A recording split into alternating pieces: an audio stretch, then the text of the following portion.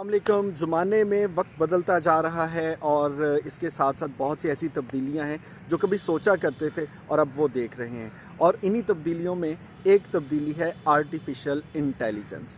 अब artificial intelligence, जिसको आम तौर पर हम एआई कह देते हैं, ये बुनियादी तौर पे मुख्तलिफ ऐसे टूल हैं जो कि अब वक्त के साथ साथ इतनी तरक्की हो चुकी है कि आप बहुत से ऐसे काम जो कभी हम इंसानों की तरह किसी इंसान से लिया करते थे, वो आप रोबोट से ले सकते हैं। वो किसी कंप्यूटर सिस्टम या सॉफ्टवेयर से काम लिए जा सकते हैं। दो खबरें ऐसी हैं जो कि पिछले एक साल में मुख्तलिफ वक्तों में नज़र से गुजरी और दोनों ही हैरान कर देने वाली थी। पहली खबर जो थी वो दुबई के एक होटल से थी कि उन्होंने एक ऐसा एआई रोबोट तैयार किया है जो कि रिसेप्शन की ड्यूटी देगा। अब उस रोबोट को इंसानी साख्त का एक बहुत खूबसूरत सा चेहरा भी दिया गया है और उसमें दुनिया की जितनी ज़ुबानें हैं उन सब की मालूमात उसमें इंस्टॉल कर दी गई हैं और उसकी आंखों में इस तरह के लेंस लगाए गए हैं कि जो बुनियादी तौर पे डिटेक्ट करते हैं किसी भी शक्ल को याद रखने के लिए।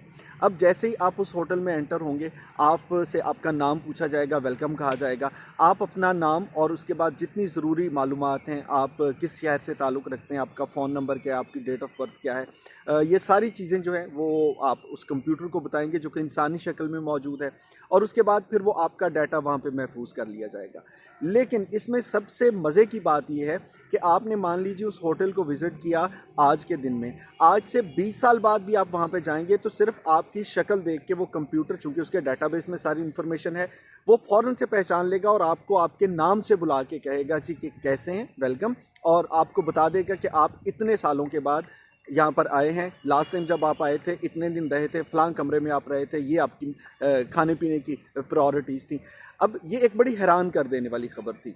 फिर उसके बाद बरतानिया के एक स्कूल में एक एआई रोबोट को प्रिंसिपल के तौर पे पिछले दिनों अपॉइंट किया गया।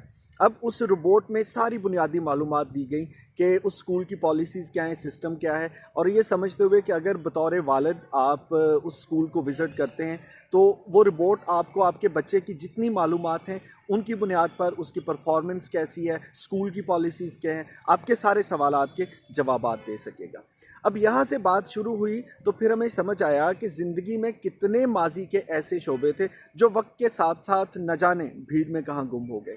जब हम छोटे थे तो हमारे शहर में बहुत से ऐसे लोग थे जो कि पेंटिंग किया करते थे, बोर्ड लिखा करते थे, इश्तहारी बोर्ड लिखा करते थे। लेकिन जब फ्लेक्स का ज़माना आ गया, लोग जो हैं वो उस पर मुख्तलिफ तरह के डिज़ाइन कंप्यूटर पे बनाने लग गए, तो उन लोगों की ज़रूरत नहीं रही। अब लोगों को लगा कि टेक्नोलॉजी आने से तो शायद हमारी नौकरियां ख़तरे में पड़ जाएंगी। इसी तरह बहुत से ऐसे प्रोफेशन हैं जिन पे आजकल बहस हो रही है कि क्या आने वाले दिनों में ये शोबा बाकी रहेगा या नहीं रहेगा। आज की बुनियादी तौर पे जो ये वीडियो है, ये उसी एक सवाल की गुत्थी को सुलझाने की एक छोटी सी कोशिश है।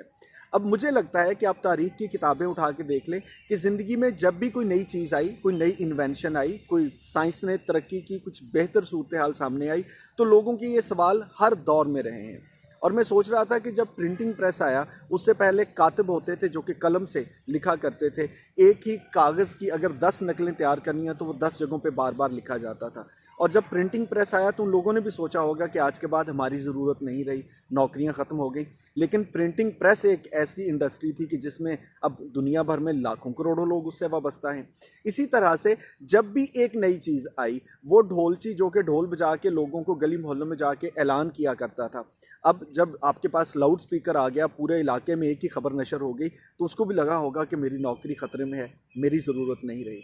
वो माशकी जो किसी ज़माने में घरों पे पानी भर के लेके आता था मुश्क से और पीने का पानी देता था, जब उसको पता चला होगा कि अब पानी के टैंक आ गए हैं, मोटर आ गई है, हर घर अपना पानी टूंटी खोलेगा, खुद इस्तेमाल करेगा, उसके भी दिल में आया होगा कि मेरी नौकरी ख़त्म हो गई। अब इस सिलसिले को आप लेके आगे सोचते जाएं और आपको ऐसी सैकड़ों मिसालें मिल जाएंगी जब लोग ये सोच के परेशान हुए कि जो नई आने वाली तब्दीली है उसकी वजह से हमारा रोज़गार छिन जाएगा। हालांकि इसमें समझने की बात यह है कि जब भी एक नई चीज़ आती है तो पिछले लोगों के पास एक मौका होता है कि उस नई महारत को सीख सकें।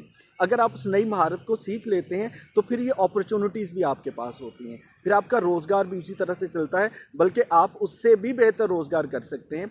अब अगर आप सोचें किसी बचपन के ज़माने में 24 या 36 रील वाली फ़िल्म डाल के कैमरे में से तस्वीर बनाया करते थे, फिर वो डेवलप करवाने के लिए जाते थे।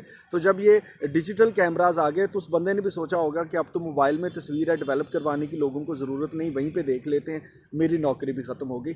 लेकिन अगर एक चीज़ ख़त्म हुई है तो उसका नेक्स्ट बेटर वर्जन भी अवेलेबल होता है। सो कोशिश करें कि आपके फील्ड में जो जो नई चीज़ें आ रही हैं, जो भी एप्लीकेशंस हैं, जो भी सॉफ्टवेयर्स हैं, जो भी टेक्नोलॉजी है, उसको साथ साथ हल्का हल्का हल्का सीखने की कोशिश करें। यही आपकी कामयाबी की ज़मानत है। चलते चलते एक आखिरी मिसाल और भी दे दूं कि आजकल जितनी भी गाड़ियां आ रही हैं उसमें इस तरह का सिस्टम लगाया जाता है कि कंप्यूटर के साथ मुंसलिक करके उसमें ख़राबी ढूंढ ली जाती है। अब वो कारीगर जिसने सोचा होगा कि अब तो कंप्यूटर बेस्ड गाड़ियां आ रही हैं, भाई हम उसमें से मसला कैसे हल करेंगे, हम तो पुराने हो गए, नौकरी ख़त्म होगी। इसकी जगह बहुत से लोग हैं जिन्होंने वो टैब्स, वो एप्लीकेशन, वो प्रोग्राम सीख लिए। अब वो आपको बहुत कम वक्त में वो सारी सहूलत देते हैं और पैसे भी कमाते हैं। सो आपने और मैंने हमने करना ये है कि वक्त की इस रफ्तार के साथ चलते हुए हर नई चीज़ को सीखते रहना है। यकीनन ज़िंदगी में आगे